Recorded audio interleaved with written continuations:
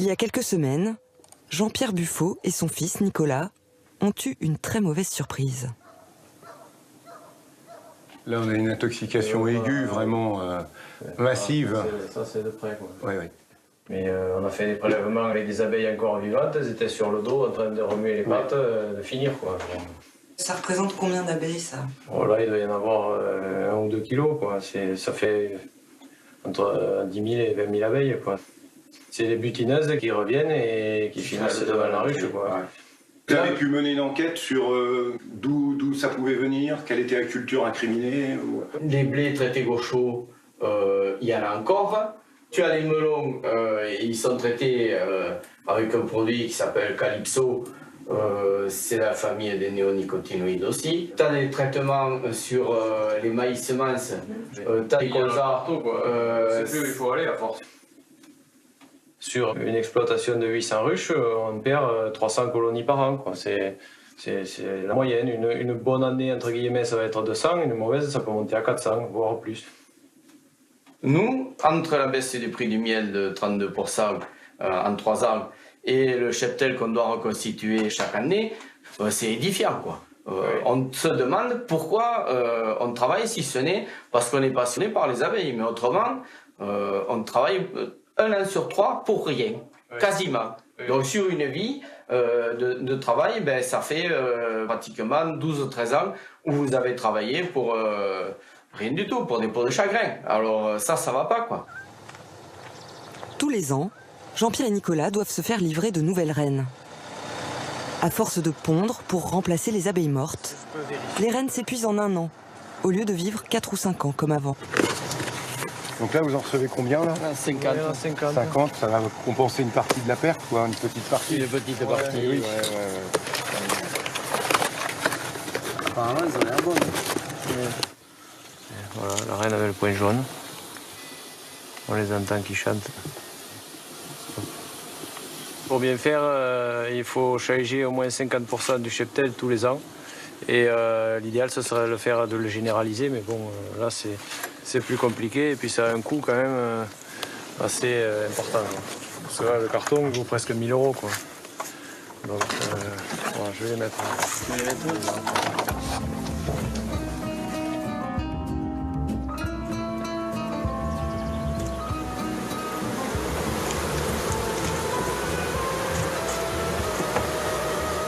Allez, vas-y, mollo.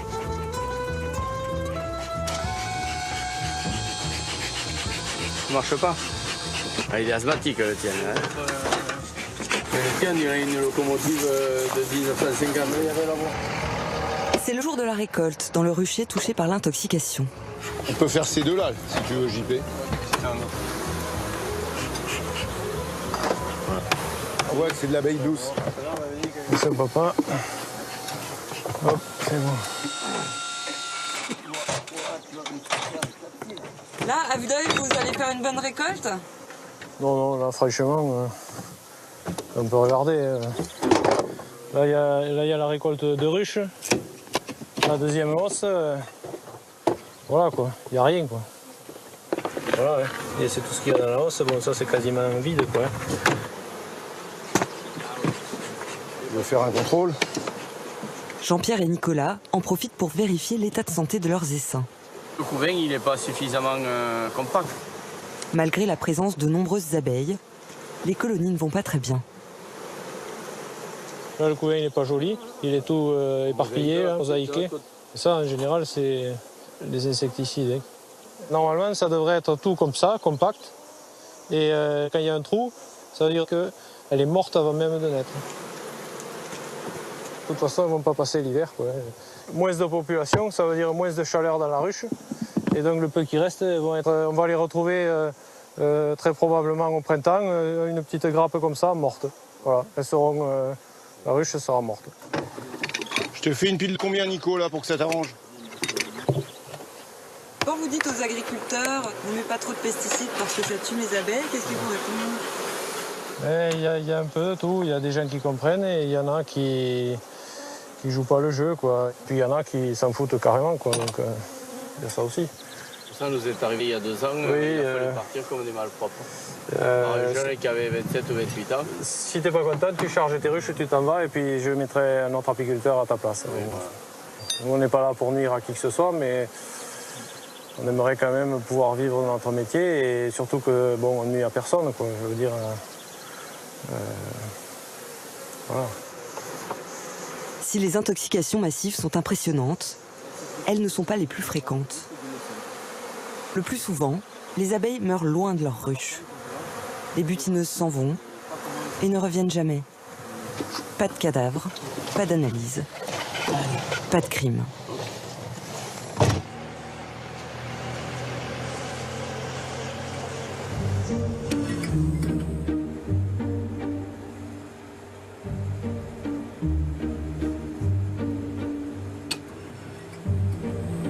Michael Henry a acquis une renommée internationale il y a 5 ans pour avoir fait la lumière sur ces mystérieuses disparitions d'abeilles. On a une bonne partie des abeilles de France. 600 espèces répertoriées dans cette collection, et sachant qu'il existe 1 millier d'espèces en France.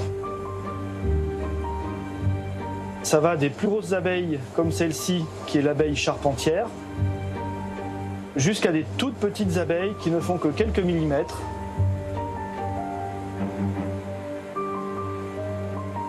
Dans la plupart des territoires occupés par l'homme, il y a un déclin de ces abeilles observé depuis les années 80 environ.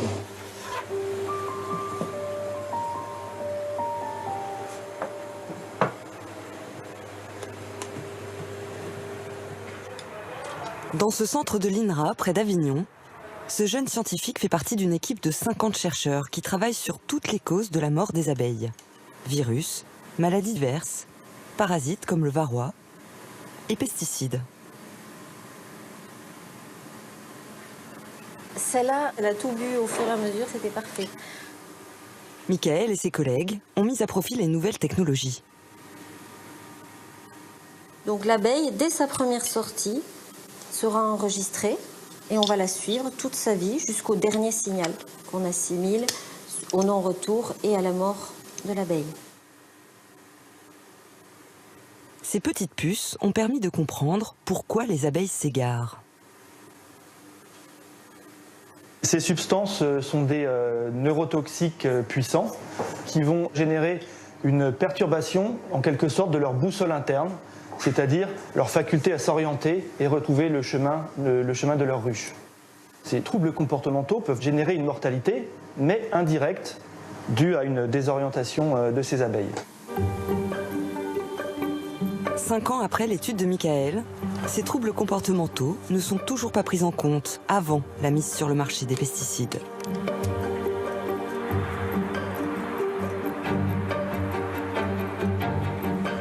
Dans le bâtiment d'à côté, Franck a rendez-vous avec un autre chercheur. Ah, bonjour Franck. Monsieur le directeur, bonjour. Comment vas-tu? C'est fini, directeur. Non, enfin... Le professeur Luc Belzins a été l'un des tout premiers scientifiques français à travailler sur les effets des pesticides sur les abeilles. Bonjour. Ben voilà, Bonjour. Franck et lui se connaissent depuis 20 ans. on a une étude en cours justement, tu vas voir. On peut voir des effets quand même tout à fait sympathiques pour le toxicologue, mais moins sympathiques pour les abeilles. Et pour les abeilles, oui. Voilà. Tu vois là, c'est l'étude sur les fameux effets cocktails. D'accord. On associe à la fois un insecticide, un herbicide et un fongicide, mais à différents niveaux de doses. C'est-à-dire qu'il y a des doses qui correspondent à ce que les abeilles vont rencontrer dans l'environnement, mais aussi à des doses beaucoup plus basses. On va le voir ici, peut-être dans celle-ci. Ouais, qui chute, ok. Ça chute. Voilà, tu vois, ça chute beaucoup. Oui. Elles ne tiennent pas du tout le cadre, hein, comme on dit. Hein. C'est un comportement inhabituel et qui est souvent lié à une neurotoxicité. D'ailleurs, on voit bien, ça tombe comme s'il pleuvait. Hein. Là, on voit que vraiment, elles vont très mal. Je pense que demain, ici, on va avoir une dizaine d'abeilles mortes, quoi, ici. On s'est aperçu qu'un pesticide qui ne tuait pas les abeilles associé à un autre pesticide, aussi à une dose qui ne tuait pas les abeilles, quand on les associait, pouvait donner un cocktail explosif. C'est-à-dire de l'ordre de 90% de mortalité en moins de 4 heures. C'est énorme. En gros, de l'eau de rose mélangée à de l'eau de fleur d'oranger et qui va vous donner du cyanure, par exemple. Voilà. Et ça, c'est totalement imprévisible. Hein. 0 plus 0 qui va vous donner une grande toxicité. Est-ce qu'on devrait être inquiet pour les abeilles? Alors, on devrait être inquiet pour les abeilles, oui. Ce qui est inquiétant, c'est que si l'abeille décline, on va avoir de l'autre côté la biodiversité végétale qui va décliner. Mais si cette biodiversité décline, en retour, la biodiversité au niveau des abeilles va décliner. Et ainsi, on va avoir des effets comme ça, ping-pong, où petit à petit, tout va s'affaiblir de façon réciproque. On peut se dire que le phénomène va être progressif, c'est-à-dire tout le monde va se décliner lentement. Si ça décline comme ça, on pourra toujours tirer la sonnette d'alarme à temps et se dire il faut qu'on se ressaisisse et qu'on change nos pratiques. Mais le problème, c'est s'il y a un effet de seuil. Le système va s'effondrer. Et là, ça sera irréversible. Et ça, c'est à craindre, l'effondrement réciproque. Celle-là, elle bouge plus, quasiment. Si elles ont des comportements différents. Elle est en train de mourir, elle se vide. Ah oui, c'est énorme. C'est énorme. Hein. Elle s'est vidée, là. Ouais. Ouais. La pauvre, elle essaie de se nettoyer un tout petit peu. Mais là, elle est en phase terminale. Là. Il y a un mouvement réflexe sur les pattes arrière. On a pour quelques minutes. Hein.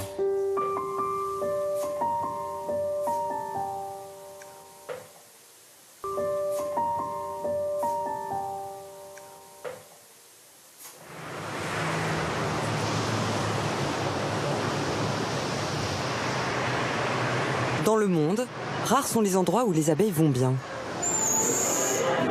Cuba en fait partie. Roch, l'apithérapeute, s'y rend très fréquemment pour ses recherches depuis plus de 20 ans.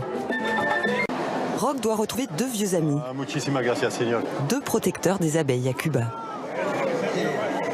Oh, señor! Adolphe Pérez, le directeur de la recherche apicole cubaine, et Guillermo Prado, médecin et apithérapeute lui aussi. Un bon mojito, hein? Si, comme d'habitude. Comme d'habitude, hein? Il faut arriver à Cuba, non? C'est ça. Ça fait longtemps, hein?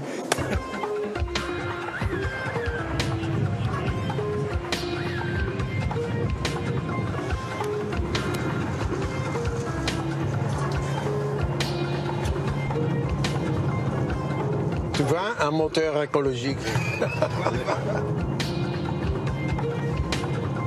Cuba est devenu un des paradis pour l'abeille, et tout ça, c'est principalement dû à l'absence de chimie. Là, il n'y a pas un hectare d'agriculture qui a reçu des produits chimiques, et c'est extraordinaire de retrouver des terres qui sont vivantes. Il y a du ver de terre, il y a une vie, on le sent, quoi. Cuba est devenu bio, un peu sans le vouloir au départ. Car l'île a elle aussi connu l'agriculture intensive. Pendant la guerre froide, c'est l'URSS qui lui fournit tracteurs, engrais et pesticides. L'URSS qui envoie ses ingénieurs agronomes former les paysans cubains.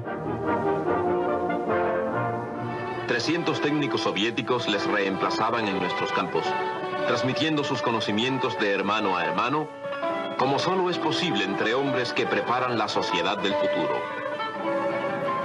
Mais à la chute de l'Union soviétique, Cuba se retrouve à court de tout.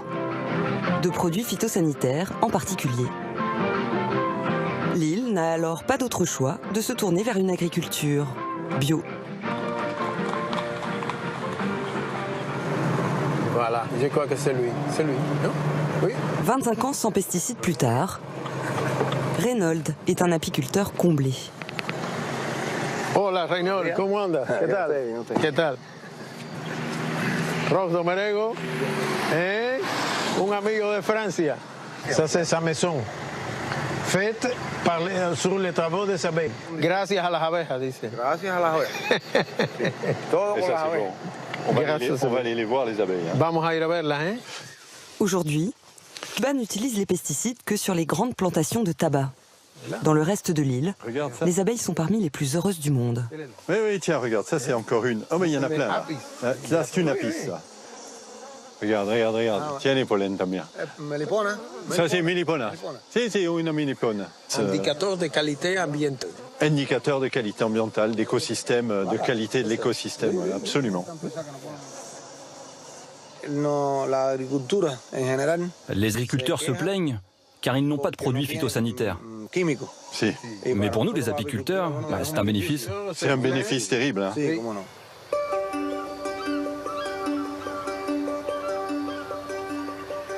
Silicol. Oui. rouge. Rouge. Ou de fer. Tu te rends compte, pour les abeilles ici, c'est... C'est la Regarde. folie, hein? Ouais, regarde ça, c'est extraordinaire.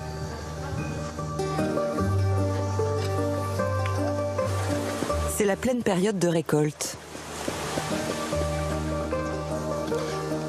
Ça, c'est des ruches qui ont été récoltées il y a 15 jours à peu près.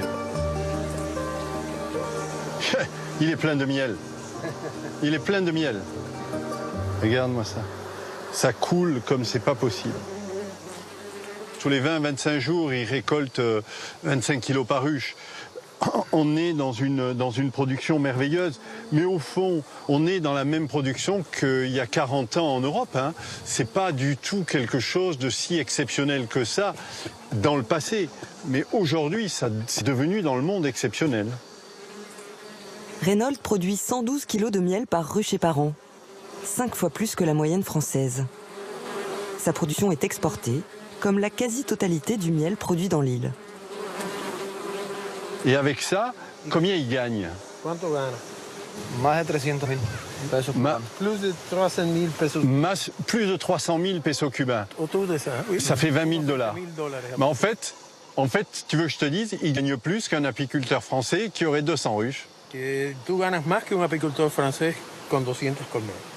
C'est incroyable. À Cuba, les apiculteurs sont également venus à bout du varroa. Ce parasite, qui décime les ruches européennes, a été quasiment éradiqué ici, par une méthode étonnante mise en place par Adolfo, ne plus traiter les abeilles. Vous pensez que c'est mieux de ne pas soigner? Parce que les abeilles connaissent comme se soigner elles-mêmes. Parce qu'elles ont vécu millions d'années, peut-être 60, 100 millions d'années avant l'homme. Nous avons inventé tous les chimies qu'il y a 60-70 années. Avant ça, qui a traité les abeilles? Personne. Et les abeilles ont résisté. On peut sélectionner les souches qui sont épouilleuses, c'est-à-dire qu'elles luttent contre le varroa naturellement, et en sélectionnant ces souches, on arrive à les démultiplier et à faire qu'après, il y a des ruchers qui résistent beaucoup mieux au varroa, alors que si tu mets des médicaments, tu reproduis les individus sensibles. Exactement. C'est une sélection négative. C'est voilà. Pas une sélection positive. Tu sélectionnes à l'Europe les abeilles qui dépendent des médicaments, pas les abeilles qui n'ont pas besoin de médicaments. Ça, c'est la différence. On a une mauvaise logique, selon vous? Selon moi. Je suis seul. Et une fleur ne fait pas le printemps. Hein.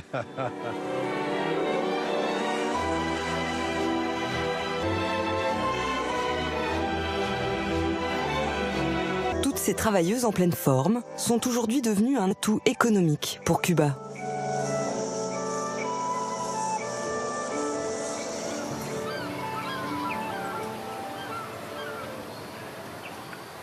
Tiens, Fernando est là. Aujourd'hui, Roch vient faire du business. Hi, Fernando. Good morning. How are you? Nice to see you again. Nice to see you. Yeah, that's good. Fernando Funes, ingénieur agronome, diplômé en Hollande, a créé cette ferme il y a 6 ans. Ici, les cultures sont menées selon les principes de la permaculture. Entre autres, utiliser les complémentarités entre les végétaux et les insectes pour obtenir une meilleure production. Quand tu travailles au milieu de la beauté, alors tu travailles mieux. That's nice, absolutely. Les abeilles ont évidemment leur rôle. Et Fernando veille à ce qu'elles soient heureuses. All your farm is organic. The farm is organic. Oui, c'est bio. Et nous suivons le concept de l'agroécologie. On essaie d'être autosuffisant en eau, nutriments et énergie. C'est difficile techniquement, mais on est parvenu à le pérenniser.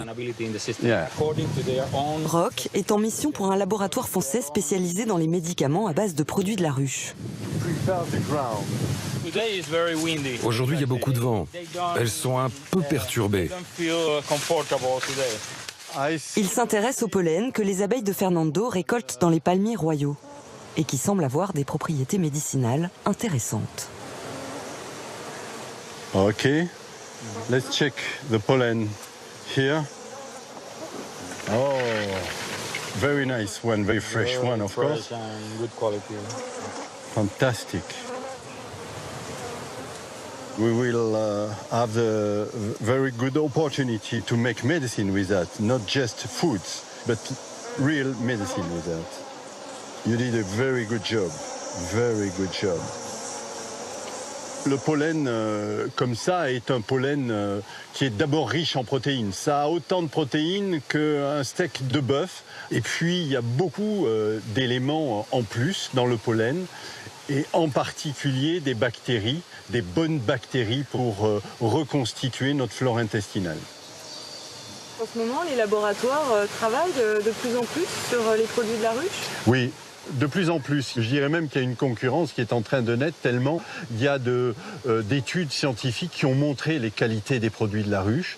Et donc, dans le monde, il y a de plus en plus de laboratoires qui s'intéressent aux produits apicoles. Ça peut être un gros marché. C'est un marché énorme. C'est plus d'1 milliard de dollars, par exemple, rien que sur le Japon. Donc oui, c'est un marché énorme. Et des pays sont en avance. Cuba est en avance de par ses choix spécifiques vers une agriculture en harmonie avec la nature. Very nice. Half a kilo in some hours. That's fantastic.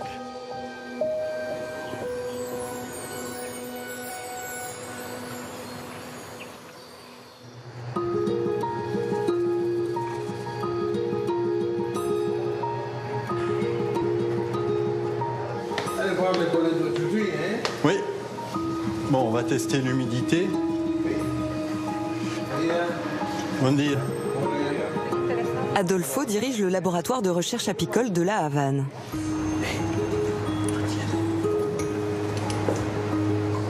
Está bueno, ¿eh? Buenísimo.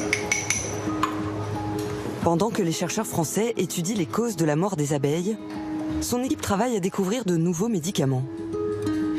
Par exemple, il travaille sur la propolis. Et les autres collègues d'ici, ils testent la capacité antibiotique du miel. Ça, c'est un merveilleux cicatrisant et un produit anti-infectieux qui va permettre d'assainir les plaies. C'est ce qu'on appelle l'effet détersif du miel, mais aussi antiseptique. Ça nettoie les plaies et ça fait pousser les nouveaux tissus sur les blessures. Pour les grands brûlés, par exemple, pour les plaies surinfectées, c'est très cicatrisant. Ça, c'est de l'extrémouth propolis, c'est-à-dire c'est vraiment le concentré de matière active de la propolis. Ça, c'est un gros antibiotique. C'est bon contre les bactéries, les champignons et les virus. Et en plus, à l'opposé des antibiotiques, ça travaille avec le système immunitaire. Les antibiotiques qui sont immunodépressifs, c'est-à-dire qui atténuent la puissance de notre système immunitaire, ça, au contraire, ça va travailler avec. Mais ça fait que 20 ans qu'on a l'idée de... Non, pas du tout. Déjà, Hippocrate parlait de la cire noire. Et Napoléon demandait à ses troufions, à ses grognards, d'avoir des boulettes de propolis pour se soigner. Non, c'est pas nouveau. La seule chose, c'est que depuis une trentaine d'années maintenant, on regarde les composants et on comprend pourquoi il y a cette activité de par les composants qu'il y a à l'intérieur. Donc c'est une raison de plus pour essayer de moins tuer nos abeilles ? C'est une raison de plus, non pas pour essayer de moins les tuer, mais de ne plus les tuer du tout et de les protéger, oui, absolument. Parce qu'elles sont capables d'identifier les substances actives antibiotiques dans la nature. Nous avons cette capacité. Qu'est-ce qu'on apprend? Que le déclin des insectes atteindrait 80% en 30 ans, un chiffre incroyable. Et puis, la cerise sur le gâteau, on recommence comme il y a 20 ans.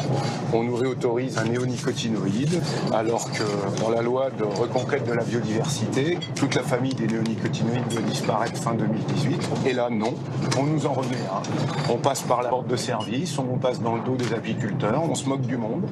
Donc là, c'est un vrai scandale. On est certain aujourd'hui qu'il y a une pression des lobbies qui passe par-dessus les souhaits de la société civile. Et ça, c'est inadmissible.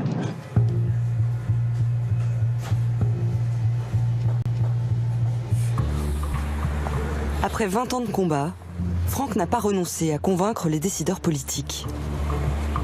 Ce jour-là, c'est au Parlement européen qu'il va porter la parole des apiculteurs auprès de quelques députés, espérant semer une petite graine dans leur esprit. La perte de 80% des insectes en l'espace de 30 ans sur l'Europe est un signal fort. On ne peut pas rester insensible. Parfois, il est utile de lutter. Suite à la polémique sur les 2 nouveaux néonicotinoïdes, ils ont été provisoirement interdits, en attendant de plus amples études.